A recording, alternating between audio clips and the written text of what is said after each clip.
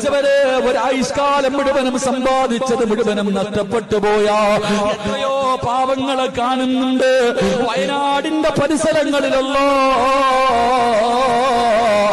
ഒരു ദിവസം എത്ര ജനാസയാണ് 10-40 പേര് മണ്ണിന്റെ അടിയിൽ നിന്നെടുക്കുന്ന രംഗം കണ്ടതല്ലോ.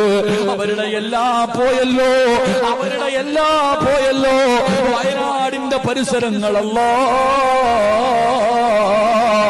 എല്ലാം നഷ്ടപ്പെട്ടു പോയി.